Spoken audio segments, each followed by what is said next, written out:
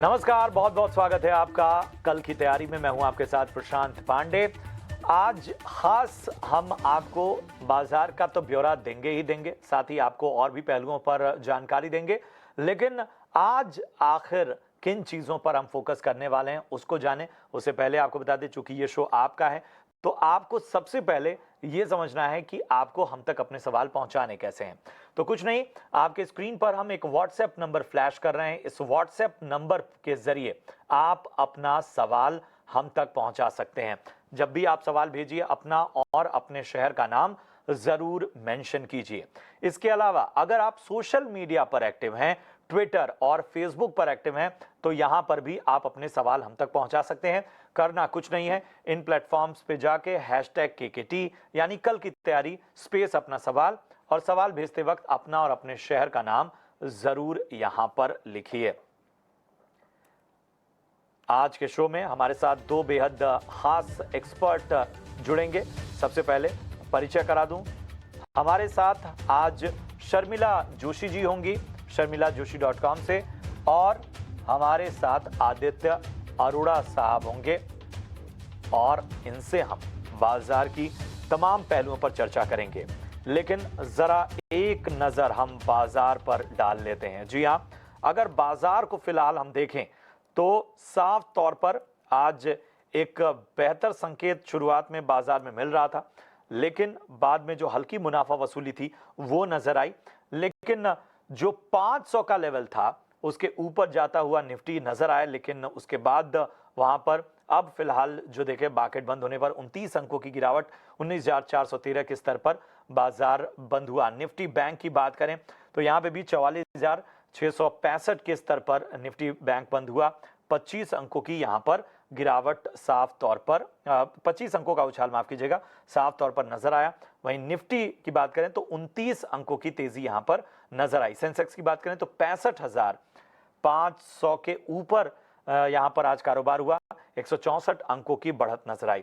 अब लीड किसने किया? आईटी स्टॉक्स ने, टीसीएस, इन्फोसिस, एलटीआई, माइंडट्री, टेक महिंद्रा, ये सभी जो हैं वो लीड करते हुए नजर आए।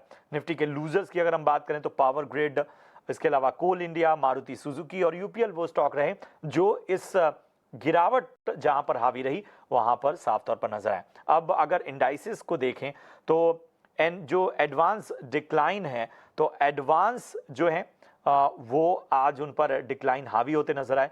729 एडवांस के फिगर रहे, वहीं डिक्लाइन जो था वो 1380 का था। तो ये बाजार का पूरा ब्यौरा आपके सामने हमने पेश किया। शर्मिला जी, सबसे पहले मैं आपके पास आना चाहूंगा, बहुत बहुत स्वागत आपका। बताएं बाजार को यहां से किस तरह से देख रही हैं?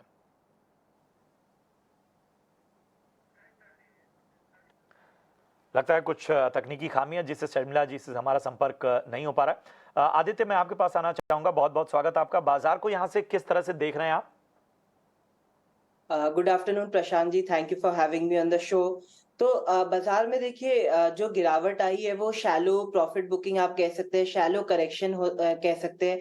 आप बुल मार्केट में देखें तो फास्ट एंड फ्यूरियस करेक्शन आते रहते हैं, पर वो बहुत शॉर्ट लिव्ड होते हैं और बहुत शैलो होते हैं। जितना बाजार एक कदम पीछे लेता है, 2-3 कदम आगे बढ़ाता है एक बुल मार्केट में, तो ये एक बुल मार्केट की खासियत है। हालांकि आज आपने देखा कि बैंकिंग में करेक्शन देखने को मिला, पर आईटी ने अच्छा लीड पकड़ा। तो एक ये रिले रेस चलती है बुल मार्केट में, एक सेक्टर से थोड़ी सी नरमी आती है तो दूसरा सेक्टर काफी तेज हो जाता है। तो यही सेक्टर रोटेशन आपको देखने को मिल रहा है, ये कायम रहेगा। चाहे आप रिलायंस की साइड से बोले या एचडीएफसी की साइड से बोले, या आईटी जो बहुत टाइम से ठंडा पड़ा था, आज उसकी लीडरशिप लौटती दिख रही है। और ये एक छोटा चेंज नहीं है, ये बहुत बड़ा चेंज है, क्योंकि आपने देखा कल इन्फ्लेशन लेस देन एक्सपेक्टेड आया। तो बाजार अभी ये डिस्काउंट कर रहा है कि आगे जाते हुए फेड इतना हॉकिश नहीं होगा। एक रेट हाइक कर सकता है शायद, पर उससे ज्यादा रेट हाइक नहीं होगी और पॉज हो जाएगा रेट हाइक। तो उसमें सबसे बड़े बेनिफिशियरी आपके टेक्नोलॉजी स्टॉक्स रहेंगे, मिड कैप स्मॉल कैप रहेंगे। इमर्जिंग मार्केट के लिए जैसे इंडिया के लिए बहुत अच्छा रहेगा। तो बिल्कुल बुल मार्केट कायम है, और जो भी डिप है उसमें खरीदने का मौका ढूंढना चाहिए। अच्छे स्टॉक्स खरीदे, क्योंकि और भी ऊपर 10-20% की तेजी आसानी से दिखती है स्टॉक स्पेसिफिक। बिल्कुल। तो यहाँ नजरिया जो आदित्य का वो आपके सामने उन्होंने रखा। चलिए, अब जैसा कि मैं हमेशा कहता हूँ, ये आप दर्शकों का शो है, तो दर्शकों के सवालों का सिलसिला जरा शुरू करते हैं। दिलीप वगारे हैं अकोला से और इनका सवाल है इन्फोसिस के 130 शेयर इनके पास हैं, 1309 के लेवल पर इन्होंने लिया है, अगले 3 साल के लिए नजरिया चाहते हैं। शर्मिला जी इस बीच हमारे साथ जुड़ चुके हैं। शर्मिला जी बहुत बहुत स्वागत है आपका। इन्फोसिस पर सवाल है दिलीप वगारे का, जो कि अकोला से हैं। मुनाफे में है फिलहाल, लेकिन आगे का नजरिया चाहते हैं। थोड़ा म्यूटेड ही नजरिया रहेगा, क्योंकि जैसे कि हम सब जानते हैं कि इस क्वार्टर तो हम वीक रिजल्ट्स एक्सपेक्ट कर ही रहे थे आईटी के, और हमने आज देखा कि टीसीएस के सॉर्ट ऑफ इनडिफरेंट जैसे नतीजे थे, और एचसीएल टेक के जहाँ पर मार्केट मान के चल रहा था अच्छे नतीजे आएंगे, यानी विद इन उस स्पेस में सबसे अच्छे नतीजे आएंगे, वहाँ कुछ खास नतीजे नहीं आए। आज हम विप्रो के नतीजों का इंतजार कर रहे हैं। तो कहने की बात यह है कि अभी तक ऐसा लग नहीं रहा है कि the worst is behind for IT, क्योंकि यूएस में जिस तरह से अनसर्टेनिटी बनी है, तो अगर वो लंबे समय के निवेशक है तो वो बने रह सकते हैं, बिकॉज आई डू थिंक कि वैल्यू है अभी भी लार्ज कैप आईटी में। लेकिन अभी के लिए थोड़ा एक म्यूटेड नजरिया रहेगा, तो उस चीज को जरूर ध्यान में रखें। साल का नजरिया वो चाहते हैं, इस पे क्या कहेंगे? Yes, so the view would be to hold. ठीक है, ठीक है। चलिए बढ़ते हैं आगे, अगले दर्शक का सवाल लेते हैं। और सुभाष कारंदिकर हैं और इनका सवाल है कैनरा बैंक के 2200 शेयर इन्होंने लिए हैं, 155 के भाव पे होल्ड करें या फिर सेल करें, पूछ रहे हैं। आदित्य बताएं क्या होगी इनको सलाह। देखिए इन्होंने काफी अच्छा स्टॉक उठाया है, क्योंकि आप अगर देखें पीएसयू बैंकिंग एक इस बुल मार्केट में लीडर है, जहां पे आपने फिनोमिनल गेन्स देखने को मिले आपको बीओबी में, कैन बैंक में, छोटे मोटे बैंक जैसे UCO bank, south Indian bank. तो तेजी कायम है, रूटीन करेक्शन होता रहेगा। आज स्टॉक 4% डाउन है। अगर निवेशक का थोड़ा नजरिया छोटा है, अगर एक दिन का, एक हफ्ते 2 हफ्ते का है, तो शायद इसमें थोड़ी नरमी देखने को मिल सकती है।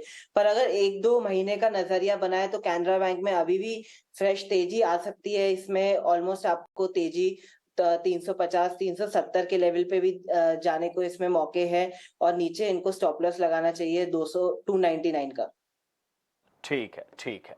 तो ये नज़रिया यहाँ पर ख़ास तौर पे अगर आपका 1-2 महीने का नज़रिया है तो वहाँ पर आपको बेहतर संकेत मिल सकते हैं। बीएल मीणा है जयपुर राजस्थान से और इनका सवाल है बजाज फिनांस के 10 शेयर इनके पास हैं और इन्होंने ये स्टॉक्स 6,973 के भाव पे लिया हुआ है, अगले 6 महीने के लिए क्या करना चाहिए? शर्मिला जी।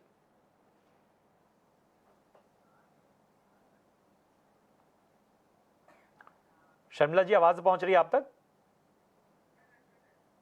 लगता है कुछ तकनीकी खामी है। आदित्य जरा आप इस पे राय दें। बजाज फिनांस के बीएल मीणा ने 10 शेयर लिए हैं 6,973 के भाव पे, क्या करना चाहिए? 6 महीने का इनका नजरिया है।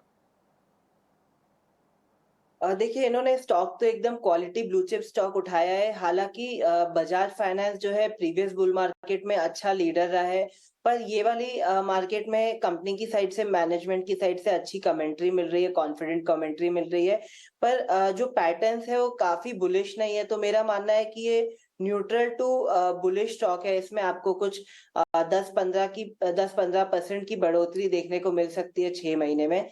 तो अगर इन्वेस्टर इससे खुश है तो इसमें रह सकते हैं, वरना थोड़ा सा नीचे भी जा सकते हैं। क्वालिटी कर्व में थोड़े mid cap stocks, small cap financing stock, leading banks जो है उसमें भी जा सकते हैं, वहां पे ज्यादा बढ़ोतरी देखने को मिल सकती है। इवन ब्लू चिप में रिलायंस भी अच्छा लगता है, तो वहां पे भी शिफ्ट किया जा सकता है। ठीक है, बढ़ते हैं आगे। राकेश पटेल हैं सूरत से और इनका सवाल है पॉलीप्लेक्स लिमिटेड के 50 शेयर इनके पास हैं 1425 के भाव पे, आगे क्या करना चाहिए? शर्मिला जी बताएं क्या करना होगा। बने रह सकते हैं। जो ये सेक्टर को बिलोंग करता है वो मुझे काफी पसंद है। तो मुझे लगता है कि पैकेजिंग और पॉलीफिन्स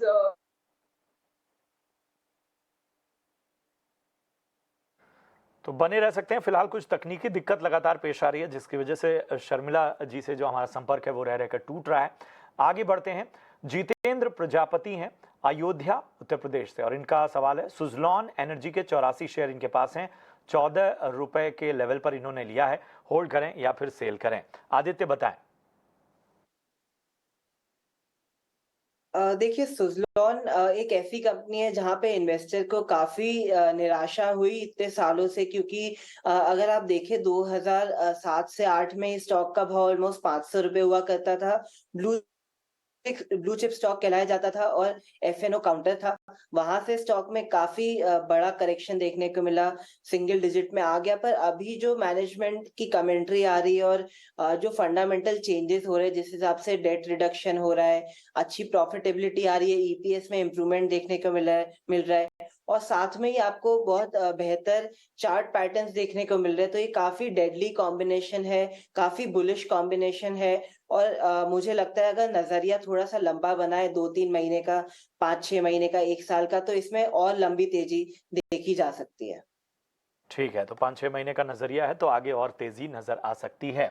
माला मेहरोत्रा हैं वृंदावन से। पराग मिल्क के इनके पास 200 शेयर हैं, 145 के भाव पे इन्होंने लिया है। क्या करना चाहिए फिलहाल, पूछ रही हैं। बताएं आदित्य, आप ही क्या करना चाहिए पराग मिल्क में? देखिए, आप पराग मिल की जब बात करते हैं तो आप अगर पूरे सेक्टर को देखें जहाँ पे डेयरी की बहुत कम लिस्टेड कंपनीज़ है, उसमें से पराग मिल का जो फाइनेंशियल्स है वो बहुत ही बेहतरीन है। और अगर आप चार्ट पैटर्न्स देखें तो कंटिन्यूअसली स्टॉक एक अप ट्रेंड में चला आ रहा है और अभी भी इसका अगर आप चार्ट देखें तो फ्रेश ब्रेकआउट की तैयारी पे है, तो बिल्कुल इसमें बने रहे। अगर आपके पास फंड की अवेलेबिलिटी है, कन्विक्शन है, तो इसमें और भी ऐड करें, क्योंकि पैटर्न्स के हिसाब से इसमें लग रहा है और 50 से 100% की तेजी देखी जा सकती है 1-2 साल में। ठीक है, ठीक है। तो यहाँ पर जो है वो बेहतर संकेत आपको मिलते हुए नजर आएंगे। और फिलहाल कल के बाजार के लिए अहम ट्रिगर्स क्या हैं, ये बताने के लिए मौजूद हैं हमारी सहयोगी आशीषा। आशीषा, बताएं कहाँ रखनी है नजर? बात करेंगे तो यूनाइटेड स्टेट्स से इनिशियल जॉबलेस क्लेम्स और पीपीआई का डेटा आता हुआ नजर आएगा, जिसके चलते ग्लोबल मार्केट्स पर इम्पैक्ट देखने को मिल सकता है। डोमेस्टिक क्यूज की बात करें तो इंडिया में भी ट्रेड डेफिसिट का बैलेंस आएगा, जिसके चलते इकोनॉमिक रिलेटेड डेटा आता हुआ नजर आएगा। इसके अलावा होलसेल प्राइस इंडेक्स का भी डेटा आएगा। अर्निंग्स की बात करें तो निफ्टी कंपनीज में से तो कोई अर्निंग्स नहीं है, लेकिन नॉन निफ्टी कंपनीज से कई कंपनीज है जिसके नतीजे कल डिक्लेयर होंगे। जस्ट डायल, बंधन बैंक, जेएसडब्ल्यू एनर्जी, ये कुछ कंपनीज है जिसके नतीजे कल आएंगे, जिसके चलते इन स्टॉक्स पर भी अपनी नजर रखनी होगी। एजीएम की बात करें तो एस्कॉट्स कुबोटा की कल एजीएम है, जिसे कुछ मैनेजमेंट कमेंट्री आती हुई नजर आएगी और उसके चलते भी इस स्टॉक पर कल फोकस रहेगा। कॉर्पोरेट एक्शन की बात करें तो हिंदुस्तान जिंक, राणे ब्रेकिंग जैसी कुछ कंपनीज है जिन्होंने डिविडेंड कुछ समय पहले डिक्लेयर किया था और उनके लिए एलिजिबल होने के लिए कल ये शेयर्स खरीदने का लास्ट डे रहेगा। हैप्पीएस्ट माइंड के बोर्ड ऑफ डायरेक्टर्स की भी कल बैठक है, जहां क्यूआईपी के टर्म्स और कंडीशंस कंसिडर किए जाएंगे। फंड रेजिंग अनाउंस किया था और उसके कुछ टर्म्स एंड कंडीशंस कल डिसाइड होंगे उस बैठक में, और उसके चलते हैप्पीएस्ट माइंड्स पर भी कल अपनी नजर रखें। आईपीओ मार्केट में भी पिछले कुछ दिनों से हलचल हो रही है। कुछ आईपीओस आए थे पिछले हफ्ते। उत्कर्ष स्मॉल फाइनेंस बैंक का आईपीओ सोमवार को खुला था। कल उसके लिए सब्सक्राइब करने का आखिरी डे रहेगा। बाकी इवेंट्स की बात करें तो चंद्रयान 3 का कल लॉन्च है, 14 जुलाई को उसका लॉन्च होने वाला है। और G20 के फाइनेंस मिनिस्टर्स और सेंट्रल बैंक के गवर्नर्स की मीटिंग है, इससे भी कुछ इंपॉर्टेंट कमेंट्री निकल कर आ सकती है, जिसके चलते इस पर भी स्ट्रीट की नजर रहेगी। बिल्कुल, बहुत बहुत शुक्रिया करेंगे आपका आशीषा इस अहम जानकारी के लिए। तो यहाँ पर आपको नजर रखनी है कल के ट्रिगर्स सब बताती हुई आशीषा। चलिए अब सवालों की ओर लौटें एक बार फिर से। हम एक सवाल है अनिल कुमार जी का अहमदाबाद से, और इनका सवाल है अडानी ट्रांसमिशन के इनके पास 110 शेयर हैं, 1284 के भाव पे इन्होंने लिया हुआ है। होल्ड करें या फिर सेल करें? आदित्य, बताएं क्या होगी इनको राय? बिल्कुल, इन्होंने जो जहाँ रहते हैं वहाँ की कंपनी ली है अदानी, जिनका हेडक्वार्टर भी अहमदाबाद में है। हालाँकि अदानी ट्रांसमिशन की बात करें और अदानी के बाकी स्टॉक्स की बात करें तो मेरे हिसाब से बाकी काउंटर्स ज़्यादा तेज़ लगते हैं, जैसे अदानी एंटरप्राइज, अदानी पोर्ट। पर अदानी ट्रांसमिशन में बहुत फाइनेंशियल प्रॉब्लम है, जो आपने देखा था कि टोटल ग्रुप के साथ इनका जो बातचीत चल रही थी वहां पे थोड़ा टू एंड फ्रो चल रहा था अग्रीमेंट में। तो एक फाइनेंशियल प्रॉब्लम भी है, न्यूज रिलेटेड प्रॉब्लम भी, और चार्ट भी वही वीकनेस दर्शा रहा है। तो इस स्टॉक को अवॉइड करना चाहिए। हालांकि बुल मार्केट है, कोई भी स्टॉक भाग सकता है और ग्रुप भी काफी न्यूज में है, तो न्यूज रिलेटेड मूवमेंट रहेगी। पर आपको अगर अदानी ग्रुप में ही निवेश करना है तो मैं कहूंगा कि अदानी एंटरप्राइज और अदानी पोर्ट ज्यादा अच्छा लगता है। इसमें से निकल के स्विच करना ज्यादा अच्छा डिसीजन रहेगा। ठीक है, तो यहाँ से स्विच करने की सलाह फिलहाल अदानी ट्रांसमिशन से। बढ़ते आगे, सुनील हैं हमारे अगले दर्शक जिन्होंने हम तक सवाल पहुंचाया महाराष्ट्र से, और इनका सवाल है एचडीएफसी बैंक के 900 शेयर इनके पास हैं, 1642 के लेवल पर लिया है, लॉन्ग टर्म के लिए नजरिया चाहते हैं। शर्मिला जी बताएं क्या करना चाहिए। बिल्कुल बने रहना चाहिए। जैसे कि हम सब जानते हैं कि उनका मर्जर हो गया है एचडीएफसी और एचडीएफसी बैंक का, और वो मर्जर इसलिए अहम है क्योंकि अब जाके एचडीएफसी बैंक दुनिया के सबसे बड़े बैंक्स के लिस्ट में पहुंच जाता है। तो not only does it become India's largest bank, लेकिन I think on a global scale चौथा या पांचवा स्थान एचडीएफसी बैंक को बिकॉज ऑफ इट्स साइज मिल जाता है। तो इसके जो पॉजिटिव्स है ये मूव के, एचडीएफसी और एचडीएफसी बैंक के मर्ज होने के और उनका बुक इतना बड़ा होने के जो पॉजिटिव्स है उसको आने में थोड़ा समय लग सकता है। तो you know in the interim जिस तरह की एडजस्टमेंट्स चल रही है फंड्स एक्सेट्रा की, मेरे हिसाब से अगर आप लॉन्ग टर्म इन्वेस्टर है तो आपको इनको एकदम नजरअंदाज कर देना चाहिए और आपको इन्वेस्टेड रहना है for that long term gain जो आएगा when the synergies of them becoming a larger bank start playing in their favor. तो मेरे हिसाब से शायद 1 साल से लंबा आपको इसमें इन्वेस्टेड रहना पड़े, लेकिन अभी के लिए बिल्कुल बने रहें और 1 साल का नजरिया लेकर चलें। चलिए बढ़ते आगे। जून में अमेरिका यात्रा के दौरान पीएम मोदी से मुलाकात के बाद टेस्ला के सीईओ एलन मस्क भारत में प्लांट लगाने की तैयारी में है। कंपनी भारत के लिए सस्ती कार बनाएगी। इस पर और डिटेल्स के साथ हमारे सहयोगी सुमित चतुर्वेदी जुड़ चुके हैं। सुमित बताएं। टेस्ला भारतीय बाजार के लिए एक बड़ा प्लान लेकर आई है इस बार, और इस बार उसकी जो प्लानिंग है वो कि 20 लाख रुपए की गाड़ी उतारी जाए टेस्ला भारत में।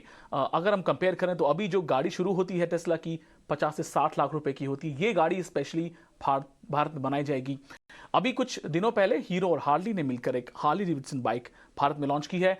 इसका दाम है सिर्फ 2.5 लाख रुपए। सो ऐसा सोचते हुए हमें लग रहा है कि आगे जाने पर सभी कंपनियां भारत से ये बात सीख रही हैं कि कैसे लो कॉस्ट जो गाड़ियां बनाएं और दुनिया में उन्हें बेचें। यही टेस्ला का प्लान लग रहा है। 5 लाख गाड़ी वो बनाएगा हर साल भारत में। ये प्लान शेयर किया गया है भारतीय सरकार के साथ। अगर हम और गाड़ियों की कैपेसिटी पर नजर डालें गाड़ी वालों की, तो मारुति और hyundai ही 2 सबसे बड़ी कंपनी हैं जो इस वक्त 5 लाख से ज्यादा कैपेसिटी की गाड़ी भारत में बनाती है। टेस्ला लग्जरी कार निर्माताओं के साथ कॉम्पीट करेगा। ये है मर्सिडीज, ऑडी, BMW। ये बस बनाते हैं 20,000 गाड़ियां अलग अलग एक साल में। सो टेस्ला का बहुत बड़ा प्लान है। वो चाहता है कि चाइना से भारत में ये गाड़ियों का जो डिकपलिंग है वो हो जाए, डिरिस्किंग हो जाए और भारत एक बड़ा एक्सपोर्ट बने। इसलिए इस बार बहुत बड़ा प्लान है टेस्ला का भारत को लेकर, और ये बहुत बड़ा बाजार लग रहा है टेस्ला को भी। एलॉन मस्क जो ओनर है टेस्ला के, उन्होंने जून में भारत के प्रधानमंत्री मोदी से मुलाकात की थी और कहा था वो मोदी जी के बहुत बड़े फैन हैं। और उसके बाद उन्होंने कहा कि वो भी सीरियस है आने के लिए। इस साल वो देख रहे हैं कि कहाँ ज़मीन हो टेस्ला प्लांट के लिए। इस साल के अंत तक उस पर फैसला हो जाएगा। इसलिए हम कह सकते हैं कि बहुत बड़ा प्लान है इस बार टेस्ला का भारत के लिए। बिल्कुल, तो ये है प्लान टेस्ला का और लगातार इस पर तमाम अपडेट्स आती हुई। चलिए अब बारी है आपके खास सेगमेंट वीआईपी शेयर की।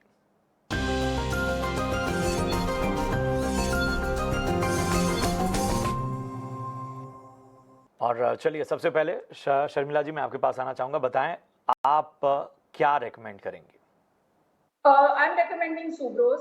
जैसे कि हम जानते हैं कि सुब्रोज एक गाड़ी के लिए एयर कंडीशन बनाने वाली कंपनी है, और जिस तरह से उनका प्रोडक्ट जो उनका बेस है पैसेंजर व्हीकल्स का, उसमें जिस तरह की बढ़त है वो हम देख ही रहे हैं। जिस तरह से अभी थोड़ी देर पहले आप टेस्ला की बात कर रहे थे, उसके पहले JLR की बात कर रहे थे, तो पैसेंजर व्हीकल्स की बिक्री इंडियन कॉन्टेक्स्ट में काफी स्ट्रांग है। मारुति एक इनका बड़ा क्लाइंट है।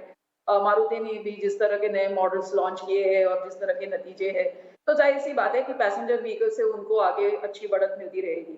उसके साथ साथ हाल ही में हमने एक अनाउंसमेंट सुना था कि जहां पर गडकरी जी ने कहा था कि जो ट्रक्स है उनमें AC कैबिन बिठाने का एक एक अब ये एक चीज आ जाएगी और इससे मुझे लगता है कि इनके लिए एक नई बिजनेस अपॉर्चुनिटी खुलेगी जहां पर जो कमर्शियल व्हीकल्स है उन खास करके जो ट्रांसपोर्ट ट्रक्स है उनमें भी एसी केबिन्स बिठाए जाएंगे और उसके साथ साथ इलेक्ट्रिकल व्हीकल्स ईवी स्पेस भी इनके लिए एक अच्छा मौका है बिकॉज कंटेंट पर कार इसमें काफ़ी रहता है तो सुप्रोज के लिए एक अच्छी बात है। तो ओवरऑल अगर आप इनके नतीजे देखेंगे आगे चलकर पॉसिबिलिटी देखेंगे तो मुझे लगता है आप ये स्टॉक खरीद सकते हैं विद द टारगेट ऑफ 520। ठीक है, तो सुब्रोस पर रखनी है नजर। आदित्य आपके पास आना चाहेंगे, फटाफट से बता दें कि आपकी नजर आखिर कहाँ है। प्रशांत जी देखिए मेरे उन स्टॉक्स पे नजर है जो कल इन्फ्लेशन डेटा आया उससे रिलेटेड है। मैं मानता हूं कि कल जो डेटा आया बहुत अहम है और वो एक ट्रेंड नया सेट करेगा। नया एक दौर आ सकता है क्योंकि थोड़ा टाइम पहले आपको ये बात सुनने को मिल रही थी inflation 40 year high in USA UK और अदर फॉरेन कंट्रीज में आपको ये सुनने को मिल रहा था। पर अभी जिस हिसाब से इन्फ्लेशन में करेक्शन देखने को मिला है यूएसए में, चाहे आप इंडिया की बात करें या अदर कंट्रीज की बात करें, जैसे सेंट्रल बैंकर्स ने अपने इंटरेस्ट रेट एग्रेसिवली बढ़ाए, इन्फ्लेशन धीरे धीरे कम हो गया है। क्रूड ऑयल का भाव देखिए कितना उतर आया है नीचे और आगे भी आप देखेंगे कि इसका इम्पैक्ट और देखने को मिलेगा और इन्फ्लेशन घटेगी। तो ये जो इन्फ्लेशन का करेक्शन है वो टेक्नोलॉजी स्टॉक्स के लिए काफी अच्छा है, स्टार्टअप स्टॉक्स के लिए काफी अच्छा है जो फंडिंग पे काम करते हैं। तो इसमें पहला स्टॉक मेरा रहेगा नौकरी, जिसे 4632 में बाय किया जा सकता है। 4399 का रहेगा स्टॉप लॉस और 4800 से 5000 का रहेगा टारगेट। दूसरा स्टॉक रहेगा जोमैटो, स्टार्टअप स्टॉक है, रिस्की स्टॉक है, हाई बीटा काउंटर है, जिसे 82.60 में खरीदा जा सकता है। 72.50 का रहेगा स्टॉप लॉस और 99 से 120 का रहेगा टारगेट। ठीक है, बहुत बहुत शुक्रिया करेंगे आदित्य और इसके साथ ही शर्मिला जी वीआईपी पिक देने के लिए और इस शो में जुड़ने के लिए, अपनी खास राय देने के लिए। फिलहाल कल की तैयारी की पूरी टीम को दीजिए इजाजत। आप देखते रहिए ईटी नाउ स्वदेश। नमस्कार।